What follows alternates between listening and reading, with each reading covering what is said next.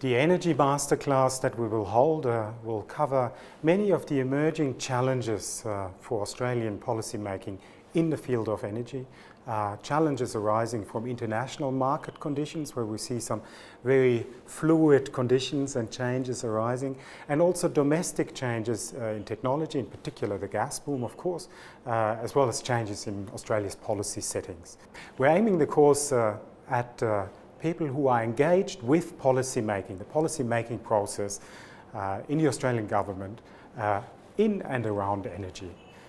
What we can offer you is access to really much of the best available expertise and experience at ANU. We will be there, we will spend a day with you, and we will share the insights that we have from our own research and the insights that we have from involvement in the many national and international research and policy processes that we are involved in ourselves.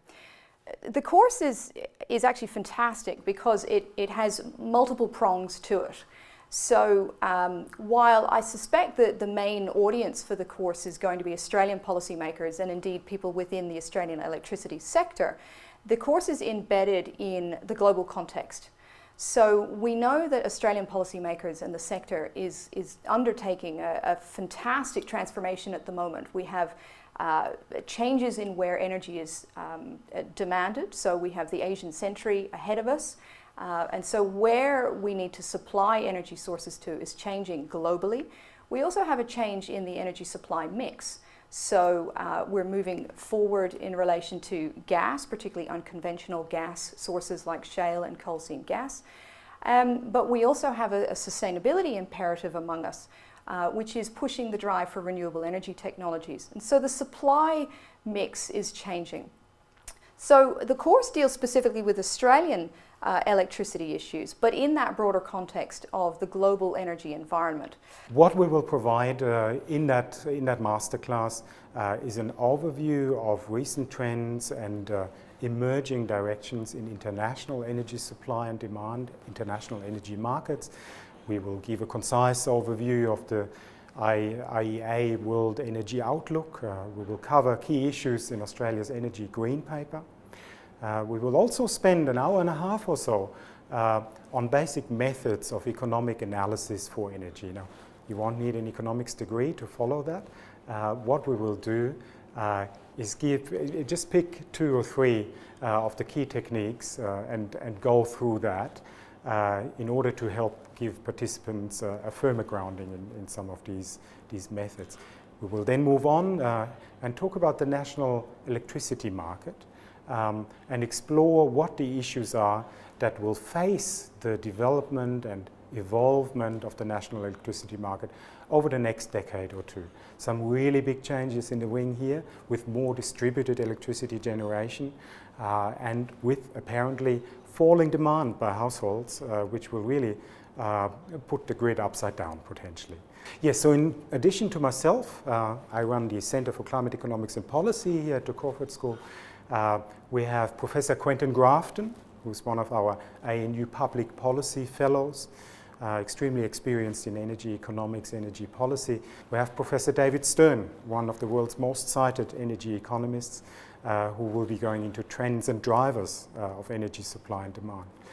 We have Dr. Paul Burke, who is well known for his work on subsidies and energy trends, including in the developing countries.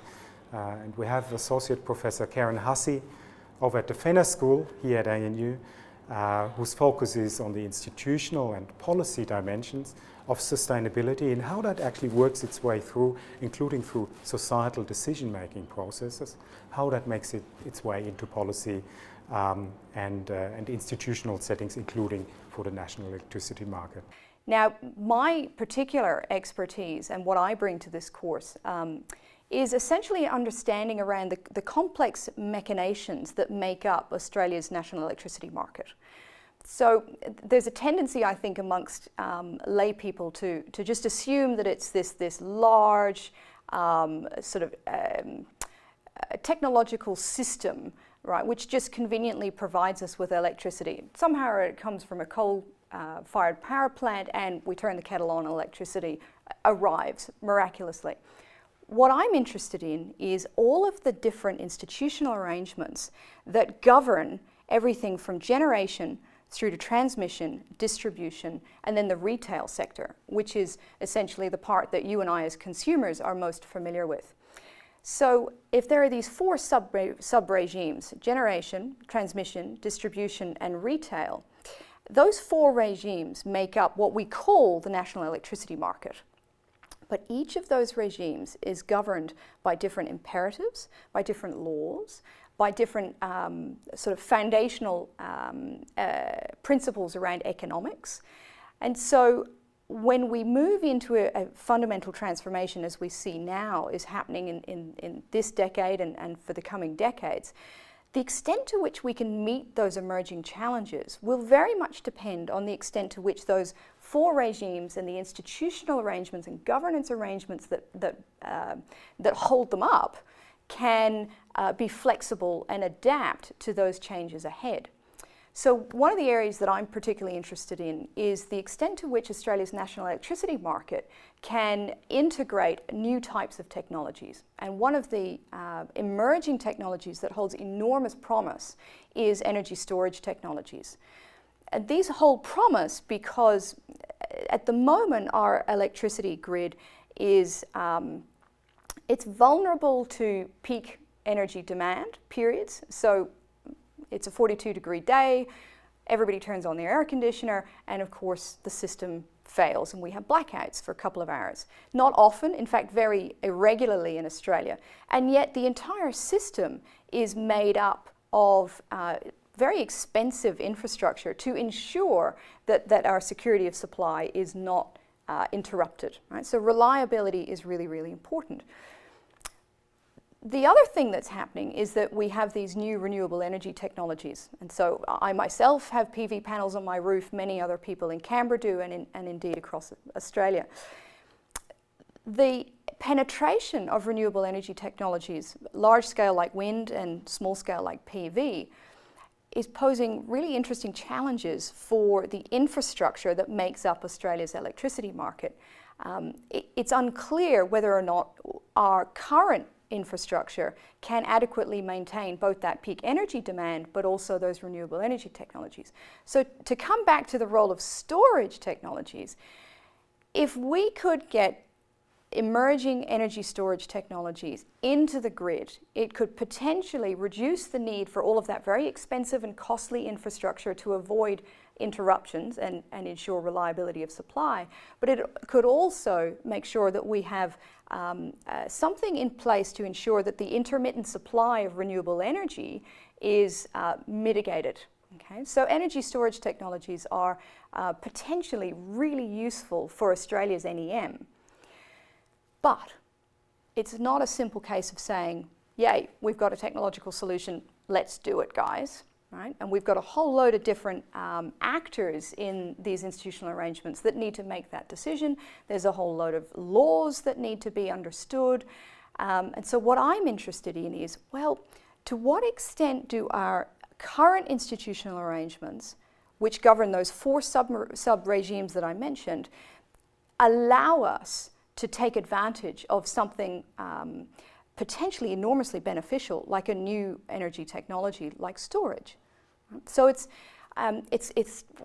complicated, but in my field, and every academic always says that their field is really important, so I confess that. But for me, if we're going to meet all of the goals that we've set ourselves in relation to a diverse energy supply mix, reliability of supply, plus relatively affordable energy for the consumer, we're going to need to be able to grasp these new technologies as they come online. And the simple truth is that at the moment, we have a very entrenched, very inflexible institutional arrangement, which makes that very difficult. And so these are kind of the ideas that I'm going to be exploring in my part of the course. Plenty of opportunity to interact. We will leave plenty of time for discussion and interaction with our participants. We are keenly aware that when we run these masterclasses, we have the best of policy practitioners in the room. And frankly speaking, it's a great opportunity for us to learn what the perspectives are in the public service and what the burning issues are.